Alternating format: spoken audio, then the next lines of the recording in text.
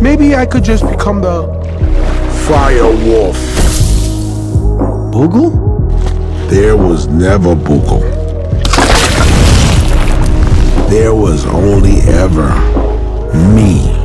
The friend who had always been by our side, the one we trusted the most, the one we were closest to, was actually the most evil, most brutal firewolf from the legend of Firewolf Valley. Only at that moment did we finally understand everything from the very beginning had been a carefully planned scam. Back then, the Joe used magic pods to seal the firewolf inside a cuckoo fish. And after countless years of waiting, the firewolf finally found his chance. He found us, Ivy and me, two naive and foolish souls who trusted the so-called friend without hesitation, and even helped him break the seal with our own hands, setting him free once again. Ivy and I froze on the spot, our bodies going cold, unable to believe what we were seeing. My most trusted friend was actually the real mastermind behind it all. In that moment, all hope completely shattered, and every belief in my heart collapsed in an instant. I hated his betrayal, and I hated even more the disaster the firewolf had brought to the entire forest. But why? You ruined everything. There was so much peace here. There was peace here, and you destroyed it. You caused so much pain. What about my pain? I was the runt of my litter, so my pack tossed me aside to die.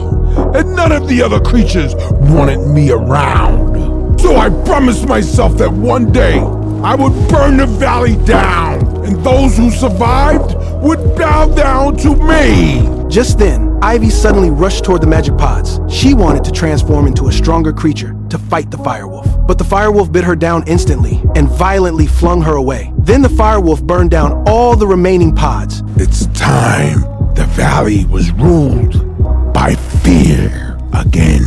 Now fully revived, he clearly wanted to reclaim everything that once belonged to him. But I didn't abandon Ivy. I dragged my weak body, desperately pulling her, even though she weighed several times more than me, step by step, struggling toward Bird Mountain. For an entire day and night, I never stopped and I never rested. With nothing but sheer willpower left, I finally brought Ivy back to Bird Mountain. Ivy? Help her.